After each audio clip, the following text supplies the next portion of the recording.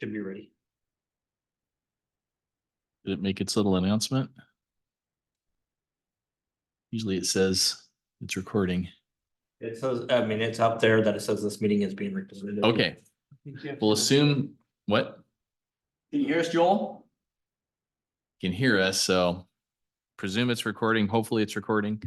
Good afternoon. Today is Tuesday, February 20th, 2024. It is 3:00 and this is the special meeting agenda for the Jefferson Public Utility District Board of Commissioners. My name is Jeff Randall. I'm the president of the board and I'm calling this meeting to order. Jefferson PUD will be offering both virtual online meetings as well as in-person meetings unless advance notice is provided. Online participant audio must be muted upon entry. Please unmute at the appropriate time to speak. And if you are calling in, use *6 to mute and unmute and *9 to raise a hand or to request to speak. Then we're going to do roll call. And I know Commissioner Collins is running a few minutes late. He's in the parking lot, so we'll announce him when he arrives. But I'm Jeff Randall, president of the board and representative for District 1. Dan Tupper, Commissioner for District 3. So we have a majority, we have a quorum of the board, so we'll proceed and we'll announce Commissioner Collins when he arrives in the room. So we have an agenda for the special meeting, which has the Olympic corridor and in between fiber bid protest. And then we have an executive session. So we're proceeding with the bid protest first. Okay.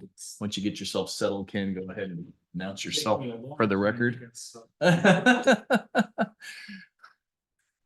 Squared away. So does legal or staff have any changes to the agenda or? Yeah. No changes to the agenda. Okay. No changes. Oh, you're muted, Joel. No changes. Can you hear me? You're still muted, or somebody's muted him. Hearing him fine. Unmute the attorney. Keep trying. I can hear you, Joel. Yeah, No, we still got it's nothing. in the room. Yeah, it's got to be the conference room, guys. We can hear him out here in I guess Zoom work land. on the technical difficulties with the attorney, because we are going to need him to be able to talk. I'm going to walk down to the conference room. Commissioner Okay, thanks, Collins, Gene. Thank you. fired up and Sorry. going here. You got lights on the bottom. It's Kenneth Collins, Commissioner, District 2, present. Great, we're all present. Joel was pointing at us. So. Well, let's start with let's get the agenda. Let's get the agenda approved. So unless Ken has something, I'll go ahead and make the motion. Okay. Is Ken okay with the agenda? Are you okay with the? Yes, I am. It's not Joel. I'll make the motion to accept the agenda as presented. Okay, Second. we have a motion, the second to accept the agenda. All in favor, say aye. Aye. Aye. Aye, agenda is approved. So we're having some technical difficulties. We're going to give staff a moment to see if we can address that.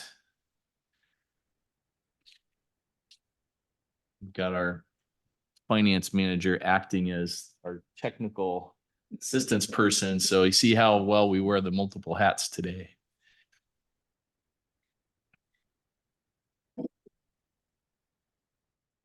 Joel, you want to try to keep talking? Can you hear me? We still got nothing. I wonder if he should just call in with a phone or That's something. strange because we heard him earlier when I asked if he could hear us. Yeah. I heard him. Anybody else?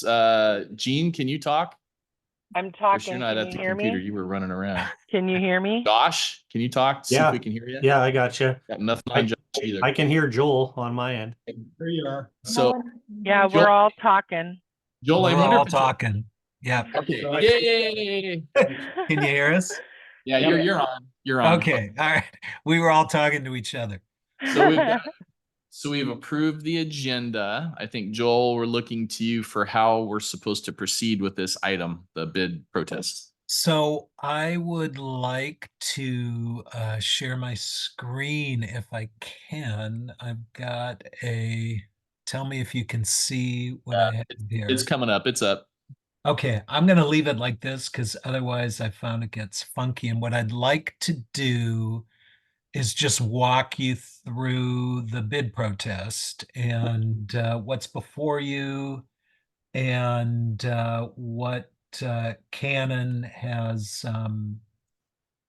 is claiming and what we did. And this shouldn't, I'm hoping it'll take 10 minutes max. And then you'll have time to discuss and ask any questions. Okay, please proceed. Okay. So this is a bid protest regarding the Olympic corridor in-betweens. And it's from the unsuccessful bidder Cannon, who was the high bid on this project. So these are just some of the background. Bids were due on January 31st. After review of the bid packages, one bidder was eliminated. We had 3 bidders. One was eliminated as non-responsive. And the both remaining bids were determined to be responsible bids. That means they met the statutory requirements that are both in the contract or in the invitation to bid and by statute. We went back to our engineering firm, Finley, who put the bid package and contract together and the design. And they recommended to us awarding it to the lowest bidder, who is North Sky. And Finley further went on to recommend that we waive the irregularities as non-material and award it to North Sky. And I'll walk you through the specifics around that. So the question, is what's before you as the Board of Commissioners? First of all, there's no specific process that we have adopted in our procurement manual other than saying that we'll follow the law. And we cite to the statute in RCW 3905. So there's 2 things we need to evaluate here, and we've relied upon our engineers to make a recommendation to us, which we're entitled to do. Is the North Sky bid responsive? For a bid to be responsive, a bid response is to be consistent with the bid specifications and conforms to the mandatory submittal requirements. These are the items that actually our engineers have recommended that we can waive. The second question is, by waiving the irregularities in North Sky's bid, is North Sky receiving an economic benefit? Is the waiving of these irregularities somehow a material benefit to North Sky?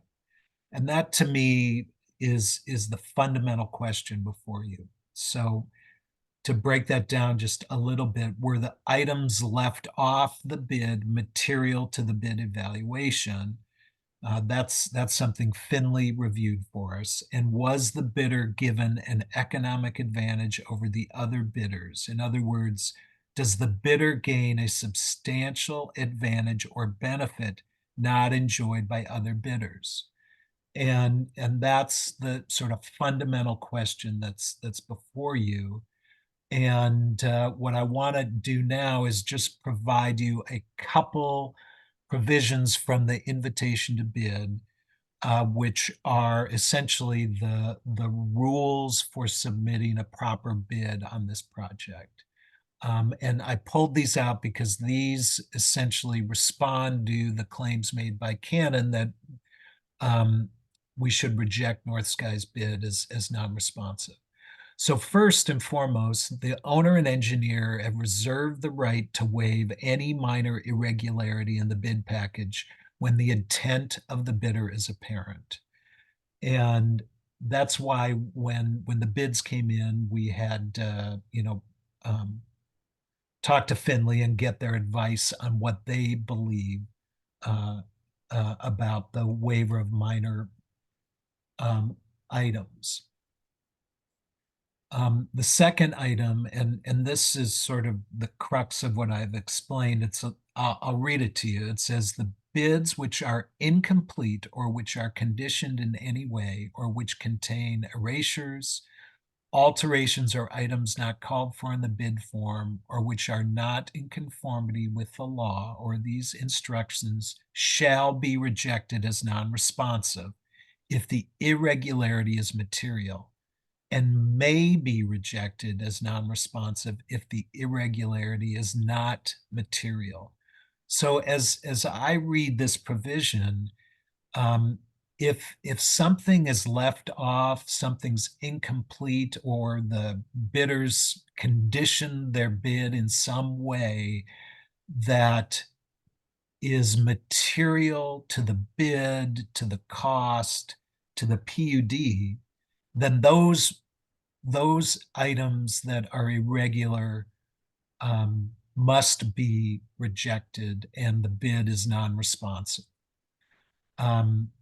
Any items that have irregularity and are non-responsive can be rejected, but they can also be accepted if the irregularity is not material. So now I want to go through, if you have any questions about these standards, let me know, because I'm going to start walking through the analysis. Actually, I'm sorry. Yeah, go ahead. Questions at this point? No, I'm just waiting to hear what the irregularities were. Please Okay. continue. So, and I'm sorry, there's one more item I wanted to point out of the contracts, and that is that JPUD in this case has set all major materials are provided by us. And this is listed in an exception item to the bid. And it basically says all major materials are to be furnished by the owner. Minor materials are to be furnished by the bidder. So we'll get into that as well. All right. These are the items that Cannon Company has protested about. And I'll walk you through all of them. The bidder is required to include both hard copies and electronic copies with the bid. Okay, that was a requirement. North Sky did not provide an electronic copy. And Finley engineers recommended that we could waive this item as being immaterial because the hard copy submitted by North Sky had a complete bid in it. It was signed. And in the contract itself, it says any discrepancy between unit pricing tables in the electronic version and the paper version has the paper version prevailing. So in other words, if we had assigned a value to the electronic version as 0 because it wasn't submitted, it wouldn't matter because the paper version was a complete version and you could accept it. And on that basis, Finley Engineering deemed that to be immaterial. Pardon my typo there. Second item is North Sky didn't provide an addendum receipt. So in other words, this is the addendum we're talking about. Okay, there's a signature page. And there was only one addendum issued. This is to the contract.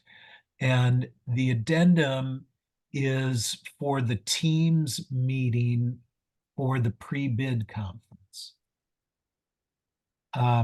This item was not signed by North Sky, which is required. There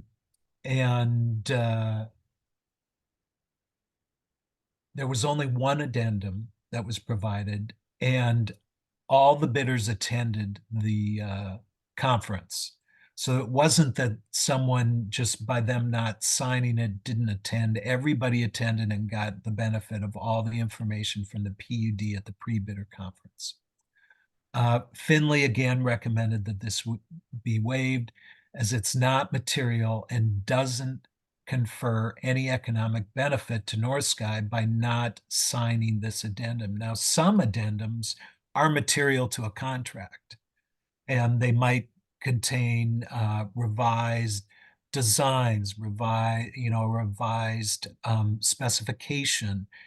And by not indicating that you've received that addendum, it could be perceived that you've received a benefit. In this case, this was simply a notice for a meeting that all bidders attended. Lastly, North Sky's bid did not include a separate entry for miscellaneous materials. As I said, the bid itself provided that the PUD was to provide all major materials. That means that they get it from our yard and they didn't have to include it in their unit price bids. The only thing that was left were miscellaneous minor materials. And North Sky's bid provided all labor rates and did not include a material unit pricing for these miscellaneous materials because it wasn't required in the bid. And after we inquired of them, they indicated that the miscellaneous materials were included in their labor rates and the bid was accurate. In looking at Cannon's bid, who did break out miscellaneous materials, their cost was slightly over $200,000. And in terms of the total cost of the entire bid, that's 2% of the total contract. And that was determined by Finley. And again, their opinion, which management has accepted, is this is minor and can be waived. And there's enough of a difference between the two bids that even if it was a mistake on North Sky's part and they were attempting to increase it, which they wouldn't be allowed to do, but they would still be the low bid by a significant amount. Joel, I So have a those question. are the three items. Okay, I have a question on the last one. So it sounds like the volume's doing something weird now, like we got it cranked up too high. So on that miscellaneous bit, I could see how two bidders might structure their bids slightly differently. And are we confident that in this case, the North Sky bid, there's not like some hidden $200,000 or equivalent that's going to apply to their bid. It's just that they described theirs differently and didn't include a miscellaneous, and all their costs are included in other categories. Is that your understanding? Yeah, my understanding, Kevin can correct me here, but my understanding is that because the material costs were to be included for the PUD's cost, each bidder didn't have to provide a major material cost. They just provided their labor unit costs, right? And according to the bidder, those labor units had the embedded miscellaneous material cost in them. Okay. So Joel, this is Commissioner Tupper. So how do we delineate the miscellaneous and small from the major or large group of materials? Is there some structure? Is it a dollar amount per item, or is it, how do we determine what is going to fall under that category to determine? I know it was a $200,000 difference you said between the bids. So this is from the exceptions list, which is part of the contract. It says the contractor will be required to provide minor materials, tape, duct, conduit, sealant, fiber cleaning materials, connector, bulkhead cleaning, etc., along with pea gravel, dirt, seed, erosion mats, and other landscaping materials. So in the second part of that is the definition right here of miscellaneous materials. Okay, so then the second part of my question is, if North Sky said that they have already included that in their bid pricing, do we have something that to that effect showing that was part of the bid then? Not just make an assumption or take it on their word that was, because down the road there's a process for reimbursement for those type of things, I believe, in the contract. So it's not like they're saying it's already in there, but it's not really in there, and they're still going to charge us down the road for these things, and so it's like a change order or an add-on later. Could that be considered a material advantage, because they already said they included it in the bid, but yet they charge for it later? Well, we don't know what they're going to do later, but we do know that we're going to accept their bid that has their labor rates. And as I'm getting to the ragged edge here of what I know in terms of how payment submittals are made, but I imagine that, let's assume on a monthly basis, the contractor submits for all their costs sheets that have units of labor attached to them. And that's how the contractor is going to get reimbursed for its minor materials, by labor rates. And there wouldn't be a basis for a change order on that. They offered these labor rates, we accept it, and we pay it accordingly. Changes I think could come in on, undisclosed things on site that they didn't account for, we didn't provide plans for. But this is right in the heart of the contract, which is a unit price contract for labor. So I guess the way I'm reading this is we've got two bidders, and the way they broke out their bids are just different. And that one of them, I mean, I'm presuming they both read this. They saw that all major materials would be furnished. So they didn't show major materials. And one of them chose to include a miscellaneous materials, and the other one appears to have just included it in their labor and not broken it out. Is that your understanding, Kevin? yeah, and I think that's a good way to put it. And then further, to the extent that it could be deemed that this item has to be waived because it's non-responsive, and I'm not conceding that, right? Even if, because I believe this part, the North Sky met its requirements. But even if you concede the argument and the claim, it's pretty immaterial when you look at 2% of the total cost of the contract. But And you, yeah, go ahead. Joel, and you had indicated that the gap between the two bids was large enough that the cost of the minor material simply wouldn't close that gap. Right.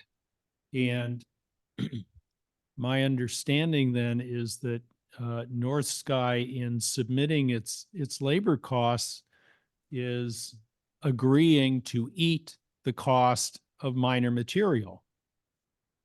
Well, this is back to Commissioner Randall's point. We don't know what was behind the labor rates that they included, right? They may have increased their labor rates to the point to cover that cost. We just don't know, and that was their choice. And we didn't require that they break out miscellaneous materials or minor materials. That was not a requirement of the bid. So That's for my North Sky, understanding, that it wasn't. Kevin, is that your understanding too? There is some places in there where you could put minor material. Canon did have, that's how we got the 208,000. Mm-hmm. So in the per unit price, there is some places they could put the material costs in there. But then it's kind of the interpretation of the bidder, how they want to structure their bid. Okay. so they simply chose not to do that. That's my understanding, yes. And when we award a bid, could you talk a little bit about the number they're held to? I mean, this kind of gets to Dan's question on the economic advantage. Are they allowed to later come back and say, oh yeah, and there's this other stuff that, we have to provide? I mean, or are they held to the number that's in the bid? To what extent can they add things to the bid? I presume, like, if we have a change order, that's on us. They can increase their price for that. I assume the contract probably covers things like that. But could you summarize how the contract describes this is the price and these other things are outside the price So for a layperson? this may be an easy example. Their unit price to install an underground vault. They gave us, and this is a fictitious number, but they gave us $1,000. Hypothetical. Hypothetical. They're saying they will install the pea gravel because the pea gravel goes in the bottom of the vault to let the water drain. Mm-hmm. When they install that vault, They get $1,000. And we're gonna provide them the big heavy thing, the vault. We're gonna provide them the vault. Yep. The major materials. Major materials. They have a price of $1,000 to install it. We will not allow them to charge for the pea gravel, To add that on. to add that Right. on, because it's in the cost to install the vault, That's their price, including minor materials. including everything. Okay.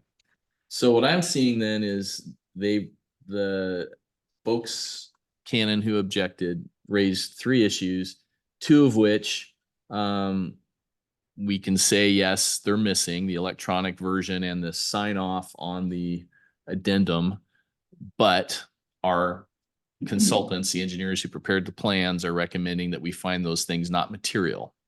And staff is supporting that recommendation. Correct. Okay, so then basically it's on the commissioners to decide whether they are material or not, and whether we should reject the bid protest and proceed to authorize staff to continue with the process. Is that correct, Joel? Yes. Okay.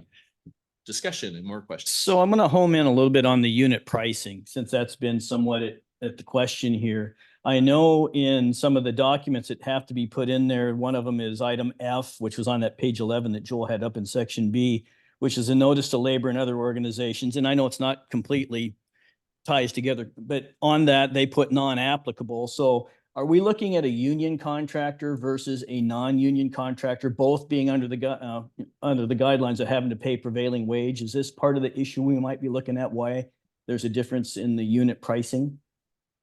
No, everyone has to pay prevailing wage.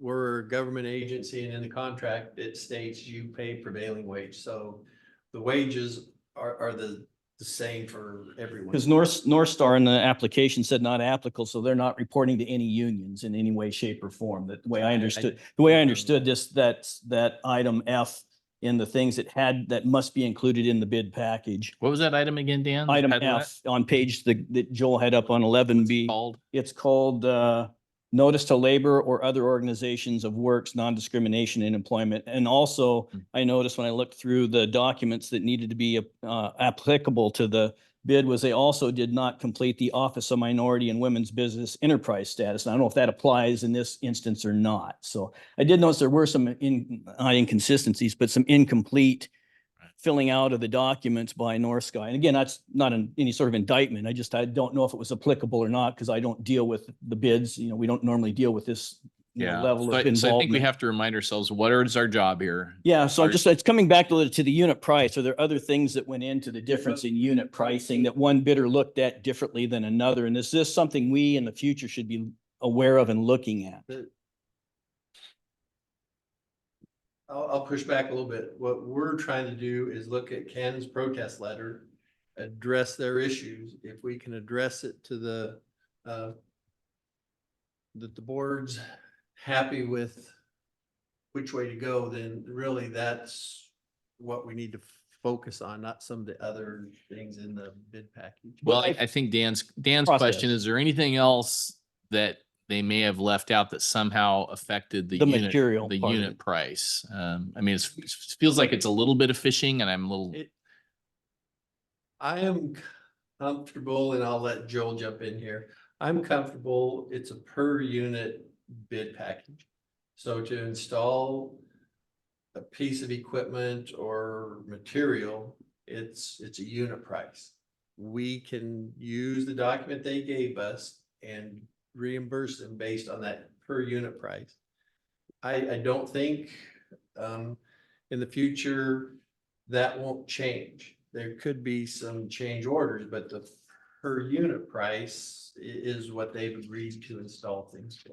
Okay. So again, just to remind us, I think our purview is just what has been objected to. And again, trying to keep And this. Go ahead, Joel. I just think that the issue before the commission is as framed, and you can either agree with Finley, who's provided us with their factual review and basis, or not, and that's up to the commission. Getting behind what each cost item, whether it was included in the unit price or not, is not related to whether or not this, we're able to waive the irregularities there as being non-material. That's the issue before the commission, not dissecting the bids. And there's certainly a time that you can ask these questions. It's just, we're at a formal bid protest here, and it'd probably be best to keep it to that. Right, but because we didn't have a policy or procedure in place, I want to kind of use the opportunity while Well, we. I'm going to interrupt you and ask you not to use this time, because this time is for the bid protest, not to evaluate what the PUD did or didn't do that was appropriate. And there may be a proper time to do that. Yeah. But this is a bid protest. This is that's before this is what we call quasi judicial point, where we're reviewing the process that we're following as a PUD, and the board is being asked to confirm that decision or to overturn that recommendation of staff. Yeah, and I'm just trying to get at, are we looking at all the components of whether there's a material gain or not? Because that's really what it comes down to, as it applies Well, to. Right. But this is framed by the bidder. So the bidder put these questions before you and is protesting them.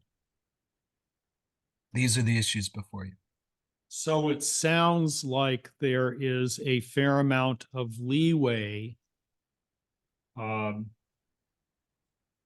the part of the PUD and on the part of Finley to either consider these, what seemed to me to be minor irregularities, material or not material. And your recommendation, Joel, and it sounds like staff's recommendation, Finley's recommendation, is to not consider these objections to be identification of material defects in the bid. And not providing any sort of economic advantage. Right. And I'm relying on our engineers who've reviewed this, and, you know, as this says right here, this is right in the bid package. You know, we're the owner, but we're going to rely on our engineer to reserve the right to waive any minor irregularity in the bid package. And they have analyzed the bid protests provided by the engineering firm or the contractor, and they deem it to be non-material changes. So I'm relying on that, and yes, that's staff's recommendation to you. Okay. Yeah, I'm just looking for us to be, transparent, fair, and consistent, because if this happens again, I don't want to cover as much ground today in the process that we're doing here that we can avoid these things in the future. So there'll be some takeaways. No, And another time, another place, I get it. Yeah.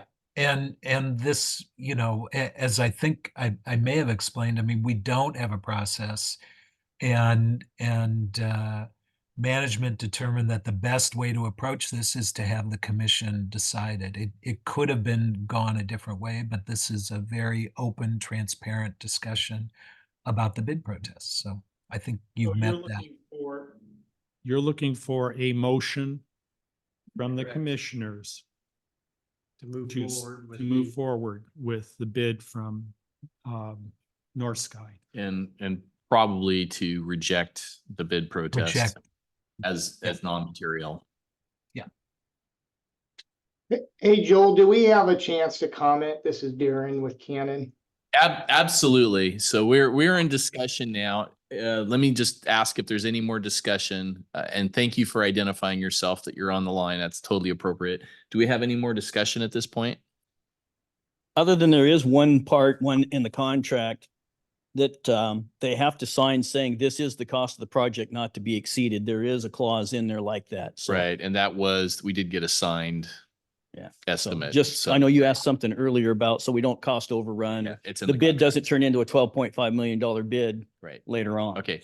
Well, let's take some public comment, and I'm sorry, could you identify yourself one more time? I didn't quite catch all that. I heard that you're with Canon. Sure, this is Darren with Canon. Thank you, Darren. Please go ahead. And if you could keep your comments to 3 minutes, and if we need more time, we can consider giving you more time, but Yeah, Please. I appreciate that. And thanks, Joel, for going through the process here. I appreciate you going through it in detail and respect the information that was provided to you and so forth. The question I had is, as you went through that, it's apparent that there was also another bidder that had an irregularity, HSS. And in the notes provided in the irregularity, there was a comment in regards to pricing not provided in paper form, but it was provided in electronic form. And I'm trying to understand, or maybe you could help enlighten me on how that's material or a financial benefit in which you wouldn't reflect on basically the same presentation that you gave for North Sky to that as being a valid bidder. So I'll take a shot at that. So basically, how was the other one determined to be non-responsive? And I don't know, Joel, if you feel like you're up to answering that or not. And what I was am. the issue with that, and how was that material, I think is the question. So it's sort of the inverse of what North Sky did, right? So they didn't submit a paper copy or a PDF version of their pricing list.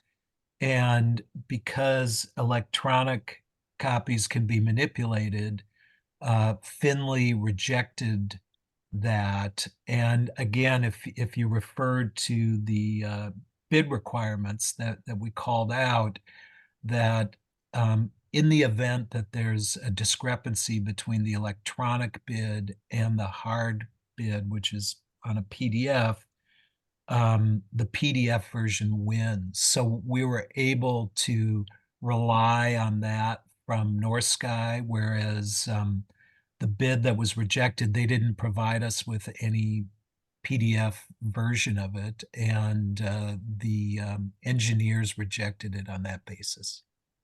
Okay.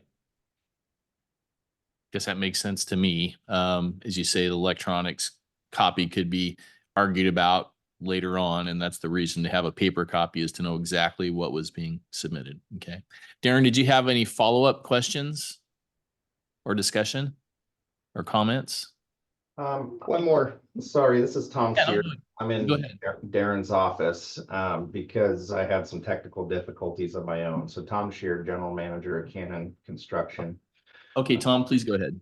I appreciate all your guys' time today in going through this process. As you know, an agency spends a lot of time on these bids, putting them together, set forth per the bid guidelines that a public agency provides.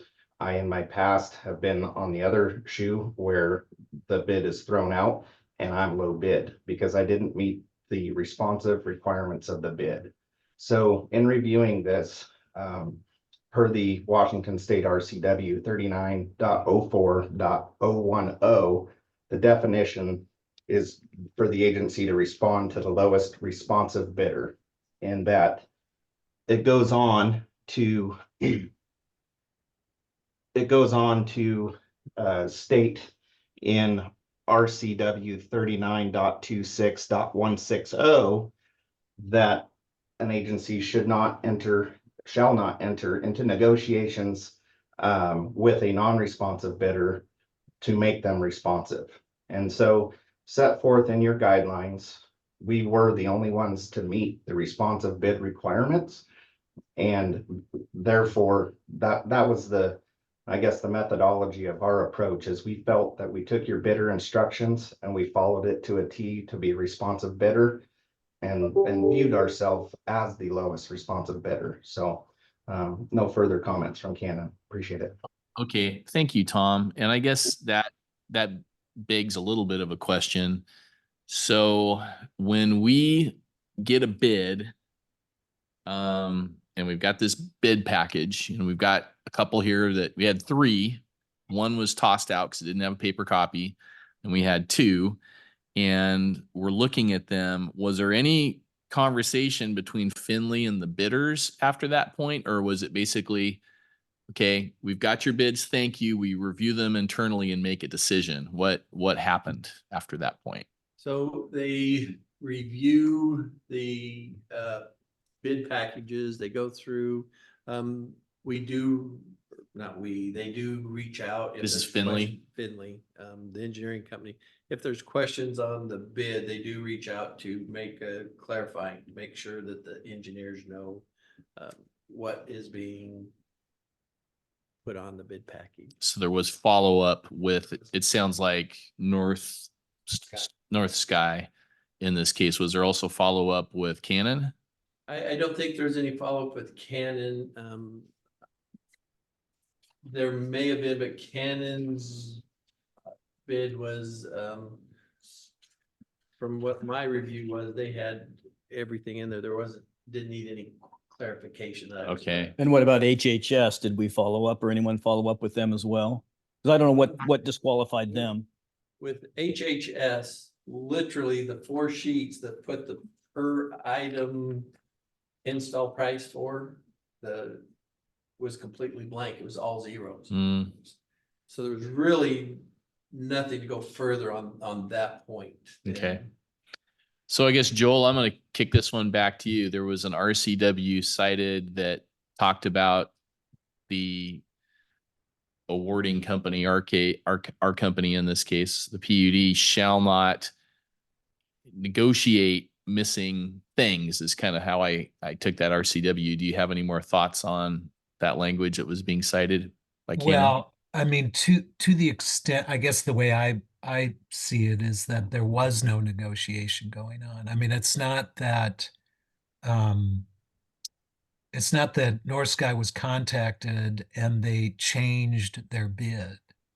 The question is, are the irregularities in their bid waivable as non-material? And a responsive bid is judged by the bid package. Not a responsible bid. A responsible bid, there's a defined term for responsibility in the RCWs. But a responsive bid is by the bid package, and embedded in the bid package is a certain amount of leeway. Now, not a lot of leeway, I would say. I would just say that there's a little leeway to waive non-material items. And the question about non-materiality is really up to the commission. Okay, Yeah. and I'll just ask you then, so this reaching out to a bidder, would you say that is an irregularity, or that's an acceptable part of the process for clarifying what information was being presented?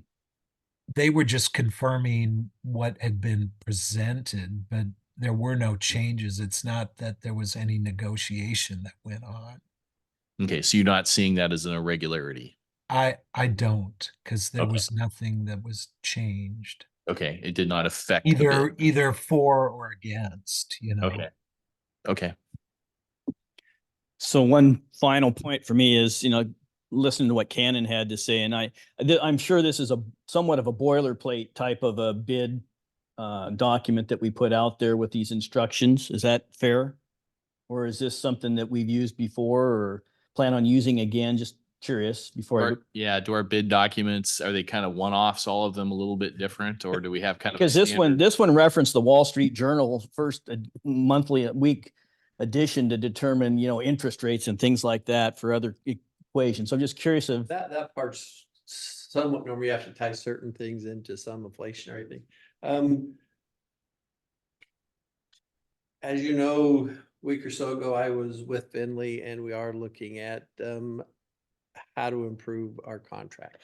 because the second part of this, my last statement here was, and getting back to Canon talking about meeting the criteria that we put forward, it says right in the middle of page 11, the following documents must be included in the bid package. And I know we have leeway and discretion or latitude, as Joel talked about, but when we have that kind of language in there, it just opens the door for these type of misunderstandings or appeals or whatever. So the document itself, I think, is part of the problem for us in this particular instance. And because we're going to have more of these very large bids coming up, this is just one project. I'm going to interrupt you, Commissioner, because I really want you to make a final determination and not, I mean, when this is all done, please tell us how we can be better. But this really is before you as a bid protest from Canon Do we accept the recommendation of the engineers on this project, or do we find that the bid protest has merit and some other remedy needs to follow? That's the question before us. So I'll move that we accept staff recommendation and go forward, approving the bid of North Sky. I'll second the motion. Okay, we have a motion and a second. Do we have any further discussion at this point? We can follow it up with a discussion in general on how we do bids and so forth. Seeing none, all in favor of the motion, say aye. Aye. Aye. So we are accepting the bid, we are accepting staff's recommendations, and we are rejecting the bid protest as including, there were material items missing. Okay, so that's that. And I think so we have another item on the agenda, but I think we should kind of get some closure on this a little bit. So I guess for me, a question I have is, do we have, for example, a checklist that we're giving to bidders that says these are the items you need to include? Is that included in there? And I found the whole addendum process, I just look at, it's like you don't want to include things in a bid, I think, that feel like it's going to trip somebody up.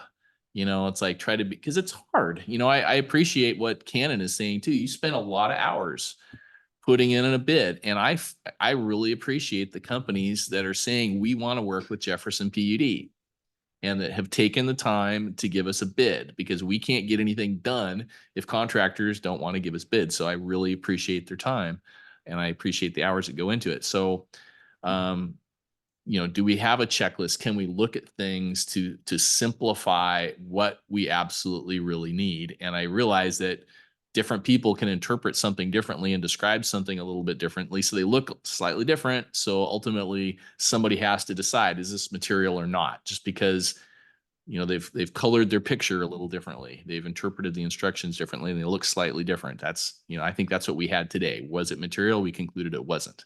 So anyway, other thoughts, and I guess. Yeah, I just want us to be consistent. I know at some point last year we had a similar bid and I think I asked the same thing, should we, as the, putting the bid out there, kind of in essence handhold the bidders to say, we need this, this, this, and this, which is your checklist, I think, to what you're talking about. And the thought was back then was, no, we didn't need to do that. So again, that's kind of what I'm looking at is what steps can we take to be consistent? And if we're going to do it for one, we have to do it for all. The addendum process, again, as I recall in this one, it seemed like it was optional. You could, or you couldn't, you did, or you did not necessarily have to take part in the addendum thing. So, but it's to your benefit to make sure that you do. So if the addendums do come out, you got the full knowledge and knowing what changes or, what you might have to come up with in your bid process. Right. And to me, really a checklist is a way of saying, these are the material things. How can you respond to that at all? How we structure these instructions and So in follow-ups? the instructions, it listed the things, page 11, I've read that many times. We have to do things a little bit different next bid package. Okay. We will be much more specific, but it only goes so far. We do have to rely on the contractors to, follow the contract that we send out, the RFP, RFQ. Right. And that's the hard part. We can only handhold so much. Yeah. But we have learned from this contract. It's a rare, if I could, it's a rare occurrence in a large contract where addenda aren't issued in some form or another. Sure. And I guess I think And that's part of the conversation with the bidders as well. Right. You have a pre-bid conference, they say, well, this isn't there. And then you're like, oh, you're right. We need to issue that.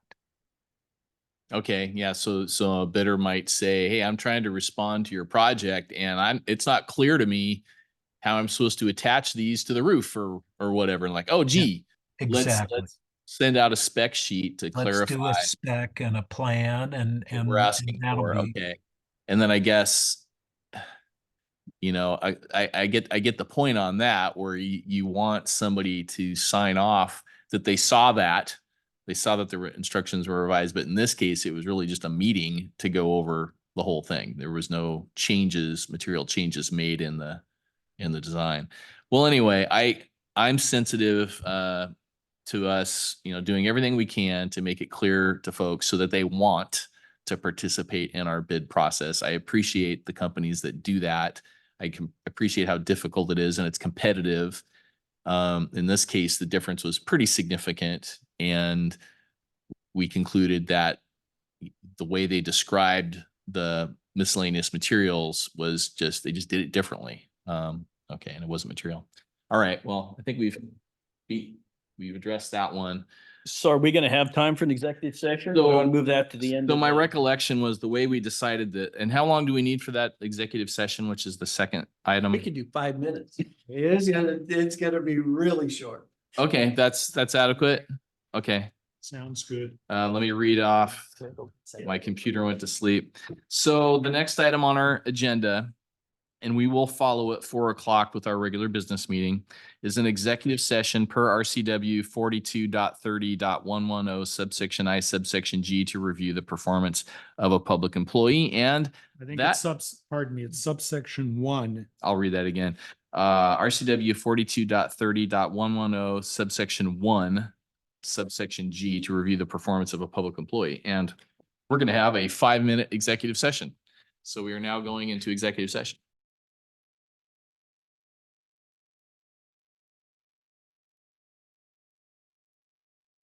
Rooms to keep track of. There we go. Okay. It is 3:57, and this is Jeff Randall, President of the Board. We have concluded our executive session, and we have concluded our business for this special meeting, and we will adjourn and reconvene at 4 o'clock for our regular business meeting. Thank you very much.